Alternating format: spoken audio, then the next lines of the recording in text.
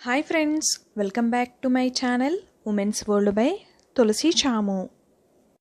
ఈరోజు వీడియోలో కజ్జికాయల్ని 2 డిఫరెంట్ స్టైల్స్లో ఎలా ప్రిపేర్ చేసుకోవాలి అన్నది ఈ వీడియోలో మీతో షేర్ చేసుకోబోతున్నాము. కజ్జికాయల్ని ప్రిపేర్ చేసుకోవడం కోసం 1/2 kg మైదా పిండిని తీసుకోవాలి. ఇప్పుడు ఈ మైదా పిండిలో 2 టేబుల్ స్పూన్స్ ఆయిల్ని బాగా మరిగించుకుని వేసుకోవాలి. ఇలా ఆయిల్ని వేసుకున్న తర్వాత మొత్తం అంతా కలిసేట్టుగా కలుపుకోండి. ఎప్పుడైనా సరే కజ్జికాయలకి పిండి లూజ్గా ఉండకూడదండి, బాగా గట్టిగానే ఉండాలి. ఇప్పుడు ఈ మైదా పిండిలో వాటర్ కన్సిస్టెన్సీ చూసుకుంటూ ఇలా వాటర్ని కొంచెం కొంచెంగా వేసుకుంటూ గట్టిగా కలుపుకోవాలి. పిండిని ఇలా గట్టిగా కలుపుకోవాలి. ఇలా కలుపుకున్న తర్వాత ఒక 5 నిమిషాలైనా సరే ఇలా చేత్తో ఒత్తుకోండి. ఇలా ఎంతసేపు మనం ఒత్తుకుంటే అంత బాగుంటుంది. ఇలా కలుపుకున్న తర్వాత ఒక అరగంట సేపు పక్కన పెట్టుకోవాలి. కజ్జికాయల్ని ప్రిపేర్ చేసుకోవడానికి ముందుగా స్టఫింగ్ని ప్రిపేర్ చేసుకుందాం. స్టవ్ ఆన్ చేసుకుని ఒక ప్యాన్ పెట్టుకుని 1 టేబుల్ స్పూన్ నెయ్యి వేసుకోండి. నెయ్యి వేసుకున్న తర్వాత జీడిపప్పు, బాదం పప్పుని వేసుకుంటున్నామండి. మేము ఇక్కడ బాదం పప్పుని ఇలాగా సన్నగా చీరికలా చేసి వేసుకున్నాము. మీకు ఇంకా పిస్తా ఏవైనా సరే వేసుకోవచ్చు. ఇక్కడ మేము జీడిపప్పు, బాదం పప్పుని వేసుకున్నాము. వీటిని కొంచెం కలర్ చేంజ్ అయ్యేంత వరకు ఫ్రై చేసుకోవాలి.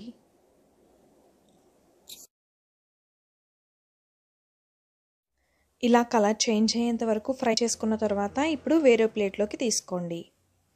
ఇప్పుడు ఇదే ప్యాన్లో 1 కప్ పచ్చి కొబ్బరి తురుముని వేసుకోండి. ఈ పచ్చి కొబ్బరి తురుముని వేసుకున్న తర్వాత 1 కప్ బొంబాయి రవ్వని కూడా వేసుకోండి. ఈ కజ్జికాయలో స్టఫింగ్ బొంబాయి రవ్వతోనండి. ఈ రెండు వేసుకుని ఒకసారి మొత్తం కలుపుకొని కొంచెం సేపు ఫ్రై చేసుకోవాలి. ఇది కొంచెం ఫ్రై చేసుకున్న తర్వాత మనం పంచదారను కూడా వేసుకుని ఫ్రై చేసుకోవాలి.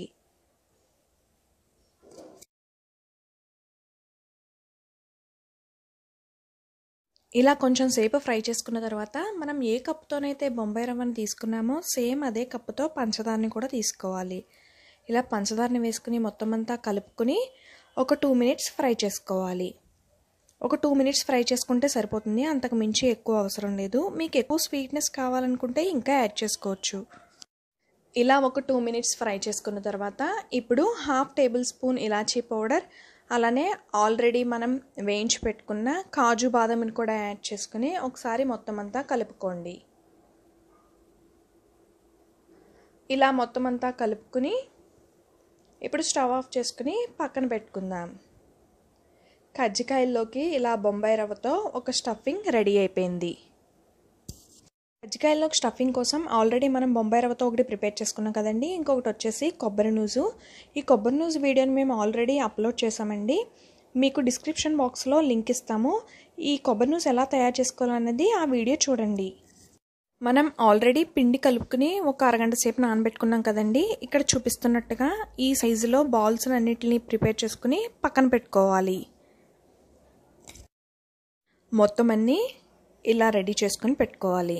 ఇప్పుడు చపాతీ చేసుకోవడం కోసం ఒక పీటని తీసుకుని దానిపైన మైదా పిండిని చల్లుకుని ఒక ఉండని తీసుకుని చపాతీలాగా ఒత్తుకోవాలి.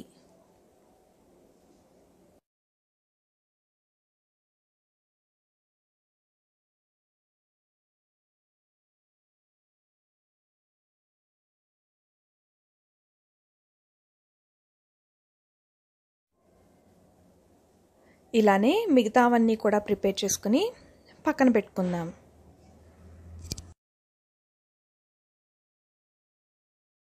మొత్తం అన్నీ ఇలా చపాతీలా చేసుకుని పక్కన పెట్టుకోవాలి. ఇప్పుడు కజ్జికాయల్ని ప్రిపేర్ చేసుకుందాం. కజ్జికాయల్ని ప్రిపేర్ చేసుకోవడం కోసం ఇలా కజ్జికాయ షేప్లో ఉన్నది మేము చెక్క తీసుకున్నామండి. మీ దగ్గర ప్లాస్టిక్ ఉన్నా పర్వాలేదు.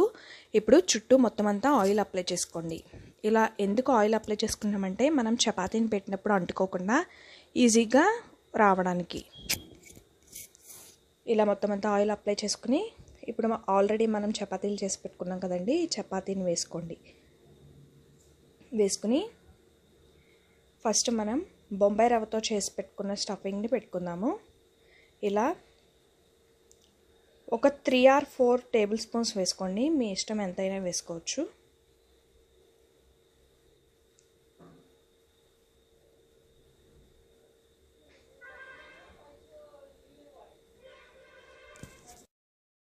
మీకు ఆయిల్ వేసినప్పుడు ఏదైనా ఓపెన్ అయిపోతుంది అని అనిపించినట్టయితే కనుక ఇలా మనం కజ్జికాయని చేసుకుని ఓపెన్ చేసిన తర్వాత చివరన చేతితో ఒకసారి గట్టిగా ప్రెస్ చేసుకోండి, సరిపోతుంది. మనం చపాతీని పెట్టే ప్రతిసారి ముందు ఇలా ఆయిల్ని అప్లై చేసుకోవాలి.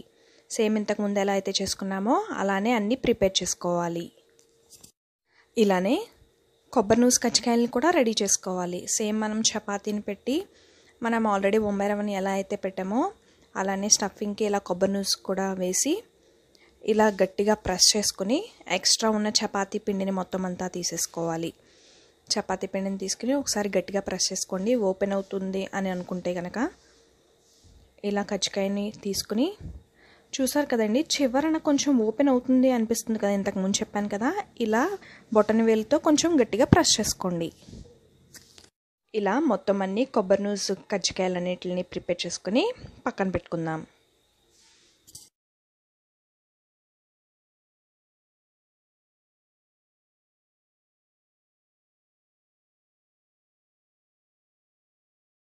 ఇప్పుడు స్టవ్ ఆన్ చేసుకుని ఒక పెద్ద మూకుని పెట్టుకుని డీప్ ఫ్రైకి సరిపడా ఆయిల్ వేసుకోండి. ఆయిల్ హీట్ అయిన తర్వాత ఫస్ట్ మనం బొంబాయి రవ్వ స్టఫింగ్ పెట్టుకున్న కజ్జికాయలని వేసుకుని ఫ్రై చేసుకుందాం. ఆయిల్ బాగా హీట్ అయిన తర్వాతనే కజ్జికాయలు వేసుకోవాలండి, లేదంటే ఆయిల్ లాగేసుకుంటుంది కజ్జికాయలు. ఇలా వేసుకుని 2 సైడ్స్ బ్రౌన్ కలర్ వచ్చేంత వరకు ఫ్రై చేసుకోవాలి. ఇప్పుడు గరిటతో బ్యాక్ సైడ్ కూడా టర్న్ చేసుకుని ఫ్రై చేసుకోవాలి. చూసారు కదండి, గోల్డెన్ కలర్లోకి వచ్చింది.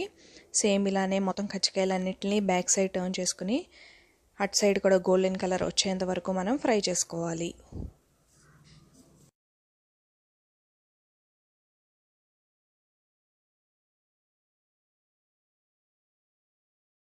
బొంబాయి రవ్వ కజ్జికాయలు రెడీ అయిపోయండి. ఇప్పుడు వేరే ప్లేట్లోకి తీసుకుందాం. సేమ్ ఇలానే కొబ్బరినూజు కజ్జికాయలని కూడా ఆయిల్లో వేసుకుని 2 సైడ్స్ గోల్డెన్ కలర్ వచ్చేంత వరకు మనం డీప్ ఫ్రై చేసుకోవాలి. ఇప్పుడు వీటిని బ్యాక్ సైడ్ కూడా టర్న్ చేసుకుని గోల్డెన్ కలర్ వచ్చేంత వరకు మనం డీప్ ఫ్రై చేసుకోవాలి. బొంబాయి రవ్వ కజ్జికాయలు అలానే కొబ్బరినూజు కజ్జికాయలు రెడీ అయిపోయాయండి.